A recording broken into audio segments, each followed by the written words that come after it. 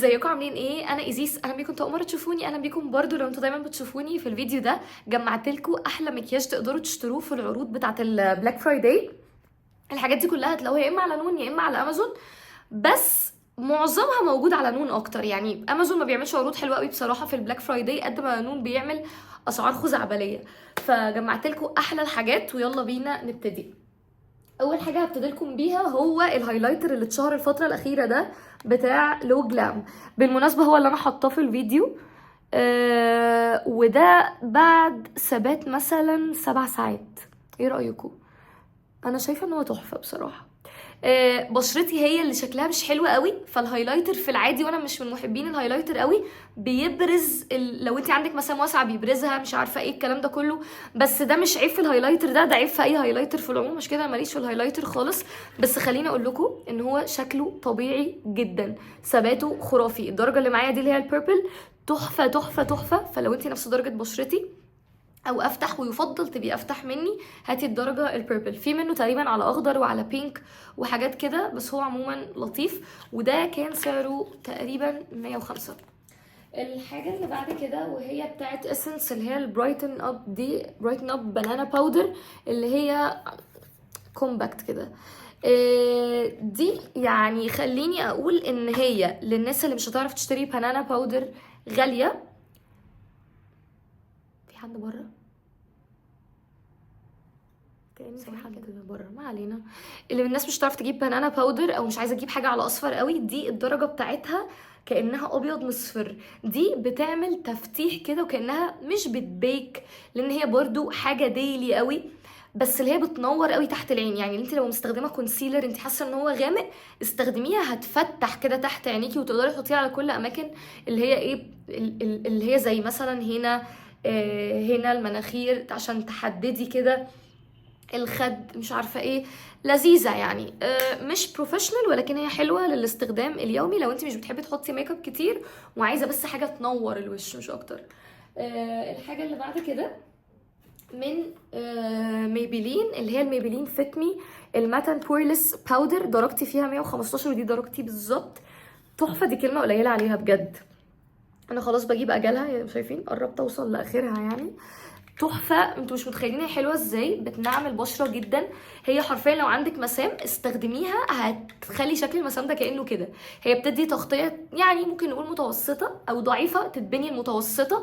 ولو عايزه تخفي بيها المسام استخدمي سبونج وابداي اخفي المسام، يعني دوسي كده على المسام. لو انت عايزه بس تستي الوش كله وتخليه مات، استخدمي الفرشه عادي، بس الفرشه مش هتعمل تاثير على المسام قوي.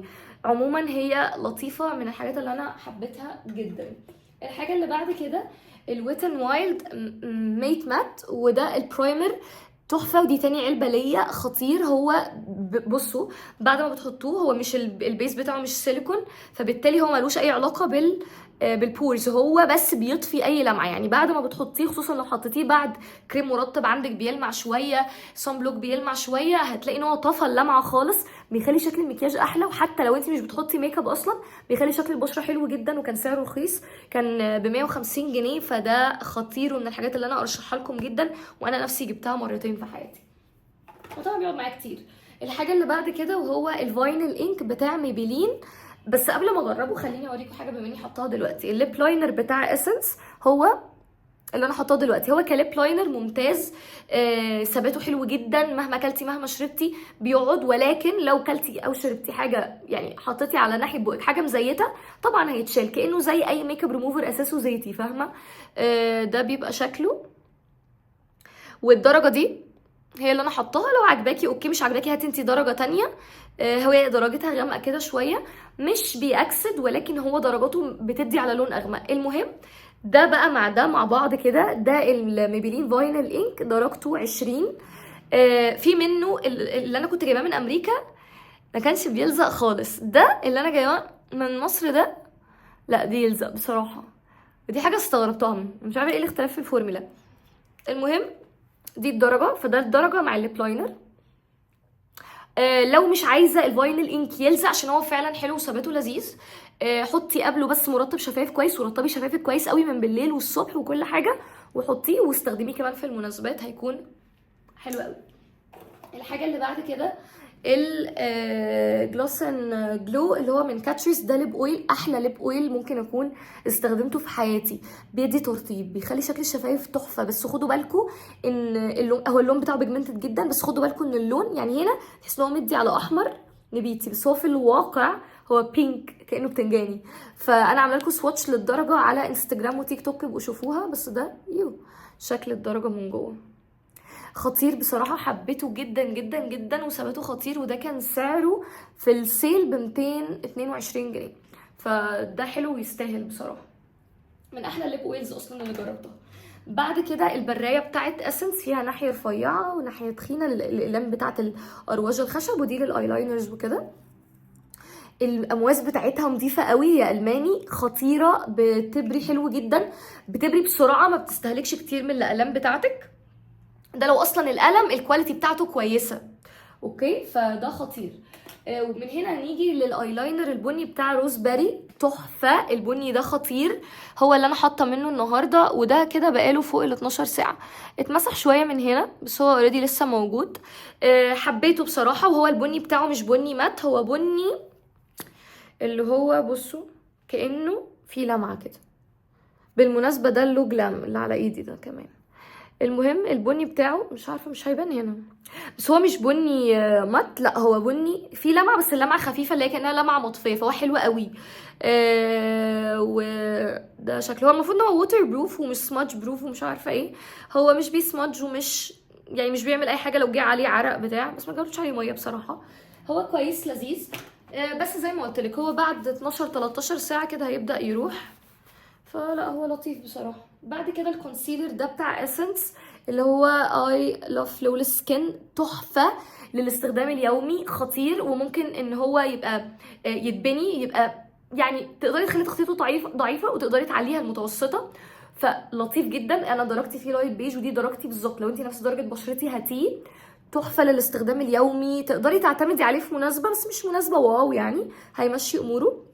ولما تستخدمي ده بقى مع الباودر دي خطيرين مع بعض الاتنين، تحفه. هتلاقوهم على نون وبينزل عليهم عروض كتيره قوي يعني، فقشطه. الباودر دي درجتي فيها 20 اللي هي بنانا. كمان الماسكارا دي من لوريال، تحفه، احلى ماسكارا جربتها في حياتي. الفرشه بتاعتها خطيره. الفرشه بتاعتها بصوا عامله ازاي، بتخش لكل الرموش بجد. ولا بتكتل ولا بتعمل اي حاجه، هي بس بتنشف في وقت سيكه، بس هي عموما حلوه وبتقعد معاكي وقت طويل، بتطول الرموش حلوه قوي. مش بتدي احساس كثافه رهيبه، بس لذيذه يعني، من الحاجات اللي انا حبيتها واللي هي بلاقي نفسي طول الوقت بروح لها. الحاجه اللي بعد كده التريشا المارين كولاجين برايتنينج تون اب كريم.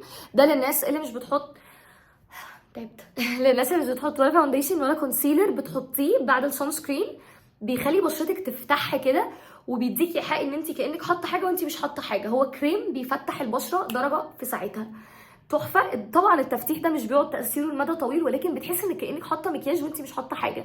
ده انصح بيه البنات اللي هي بتروح المدرسه، بتروح الجامعه، شغل كل يوم، ومش عايزين ان هم يرهقوا بشرتهم، او عموما ناس ما بتحبش تحط ميك اب او عايزه تريح بشرتها في العموم. حبيته قوي.